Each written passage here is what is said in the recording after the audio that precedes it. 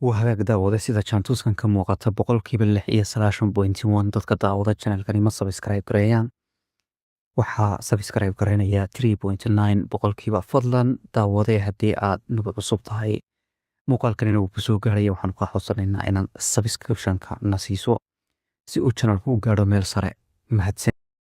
Amis waxa uu ku barbaaray jawi sirdoon. Abihi wuxuu ahaa falanqeeye ka tirsanaa CIA. Wuxuu ka caawiyay inuu shaqo ka helo hay'adda kadib markii uu ka baxay jaamacadda. Si kastaba ha ahaatee, go'aankiisa khiyaamadu ma ahayn mid ku salaysan aragti siyaasadeed, balse waxa uu ahaa baahi dhaqaale oo uu qabay. Bilowgii Amis waxa uu muujiyay sarkaal karti badan, isla markaasna ku takhasusay ka hortagga sirdoonka dibadda. Dabayaaqadii 1960kii, isaga iyo xaaskiisii Nancy oo iyaduna ahayd sarkaalad ka tirsan CIA-da waxaa loo diray dalka Turki si ay uga qortaan wakiilo shisheeye. hase ahaatee isla sanadkii 1972 ayay madaxdiisu ku celisay xarunta CIA iyagoo u arkayay inaanu ku habboonayn shaqada dibadda. Markii uu ku noqday Mareykanka wuxuu bartay luqadda Raashiyaanka, waxaana loo xirsaaday qorshaha hawlgallo ka dhan ah saraakiisha midowga Sofiyeetka oo xilligaasi ay dagaalkii qaboobaa kala dhexeeyeen reer galbeedka. Dhibaatada khamriga ee aabihiis ayaa carqaladaysay xirfadiisa CIA. Si la mid ah cabitaanka xad-dhaafka ah ayaa bilaabay inuu burburiyo mustaqbalkiisa. 1972 waxaa lagu qabtay isagoo sakhraansan. 1976 wuxuu xitaa tareenka dhulka hoostiisa kaga tegay boorso ay ku jiraan dukumentiyo sir ah. 1981 isagoo isku dayay inuu hagaajiyo xirfadiisa wuxuu aqbalay shaqo kale oo dibadda ah oo Mexico loogu diray, welibana caasimadda Mexico City.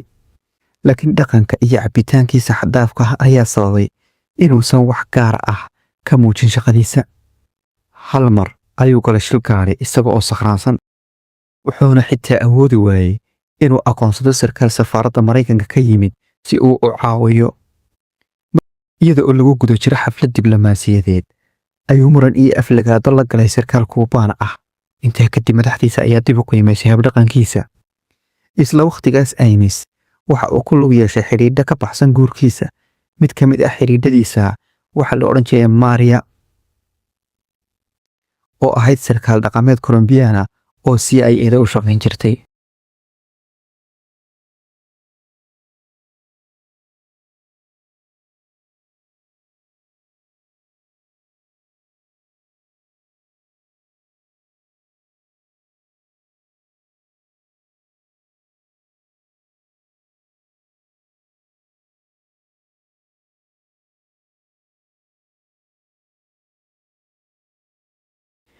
Inkasta oo waxqabadkiisu aanu fiicnayn, 1983 wuxuu noqday madaxa laanta ka hortagga sirdoonka Sofiyeetka, taas oo siisay awood ballaaran iyo helitaan xog sir ah.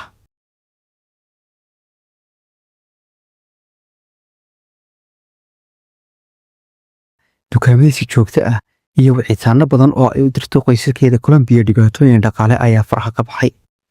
Markii dambe wuxuu u sheegay senatorka Arizona Dennis in deymaha isa soo taraya ay ku kalifeen inuu ka fikiro iibinta sirta uu gacanta ku hayay.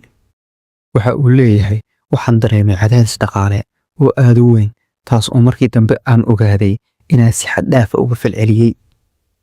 Haddaba sidee ayuu u khiyaamay waddankiisa? Waxay ku saabsaneed khiyaamadiisu lacagta. Mana u malaynayo inuu weligiis isu dayay inuu dadka ka dhaadhiciyo in ay wax weyn tahay. ayuu sarkaal ka tirsan FBI-da oo ka mid ahaa kooxda baaritaanka ee keentay qabashada Amis wareysi uu siiyey barnaamijka Witness History ee BBC sanadkii 2015. 16 bishii Abriil 1985 isagoo cabay wax yar si uu u helo dhiiranaan. Amis waxa uu si toos ah u galay safaaradda Ruushka ee Washington DC. Markii uu gudaha u galay wuxuu u dhiibay qofkii soo dhaweeyay bashqad ay ku jireen magacyada qaar ka mid ah basaasiinta labageesoodka ah. Dukumentiyadan oo caddaynaya inuu yahay sarkaal CIA iyo warqad uu ku dalbanayo lacag dhan $50,000. Warbixinta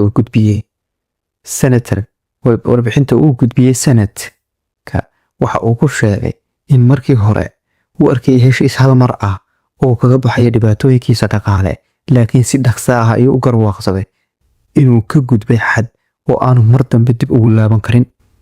Muddo 9 sano ah kadib, waxa uu Ames lacag ku qaadanayay inuu siiyo xog aad u sir ah hay-addii KGB. waxaanu qaadan jiray dukumeentiyo sir ah laga bilaabo qalab dhageysi oo ku xirnaa xarumaha hawada sare ee Moscow ilaa tiknoolajiyada cusub oo tirin karta madaxyada nukliyeerka iyo gantaalada Sofiyeedka. wuxuu ku duubi jiray bacaha caaga ah isaga oo si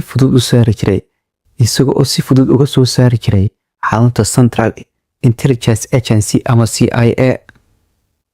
maadaama shaqadiisu ku lug lahayd kulamo rasmi ah oo la yeesho diblomaasiyiin Ruush ah, haddana waxa uu si fool ah ula kulmi jiray gacan-yarayaashiisa isaga oo aan shaki dhalin. wuxuu sidoo kale adeegsan jiray habka loo yaqaano death traps, meelo qarsoodi ah oo hore loo sii qorsheeyay oo uu ku reebi jiray dukumeentiyadiisa.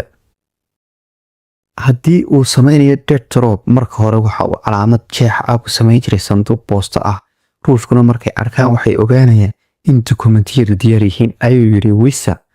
marka ay qaadayaan dukumeentiyada, iyaguna waxay tirtiri jireen calaamadda si uu u ogaado in wareejintu ay si ammaan ah u dhacday. xogta uu Ames awgeed, KGB waxay aqoonsatay ku dhawaad dhammaan basaasiintii CIA ku lahayd Midowgii Sofiyeedka, taas oo si wax ku ool ah u burburisay hawlgalladii qarsoodiga ahaa ee Mareykanku ka waday halkaasi. ma ogi basaaska oo Mareykan ah oo sababay khasaarana iyo ilo sirdoon oo intaas leeg, ayuu Weiser. inkasta oo baabaa degdeg ah ee ilo badan uu kiciyay shaki, sanadkii 1966 Ames waxa uu ka dhuumanayay shaki muddo ku dhow 10 sano. waxa uu ka helay lacag dhan qiyaastii 2.5 milyan Midowgii Sofiyeedka, isaguna ma uusan qarin hantidiisa cusub. inkastoo mushaarkiisu aanu weligii ka badnaanin 70,000 sanadkii, haddana wuxuu si lacag caddaan ah ku iibsaday guri qiimihiisu yahay 540,000, wuxuuna ku bixiyay $10,000 dayactir. wuxuu iibsaday gaari nooca Jaguar ah. noloshiisa raaxada badan ayaa ugu dambeyn iftiimisay, waxayna sababtay in kooxdii FBI ee uu hogaaminayay Weiser ay qabtaan sanadkii 1994. markii la qabtay, Ames wuxuu la shaqeeyay dowladda, wuxuu faahfaahiyay dhammaan howlihiisa basaasnimo si uu u helo heshiis qirasho oo xukun fudud u keena. xaaskiisa oo qirtay inay ogeyd lacag iyo kulamada Ruushka iyadana 5 sano kadib waa la sii daayay. Ames oo ah sarkaalkii ugu sarreeyay ee CIA abid lagu kashifay inuu ahaa basaas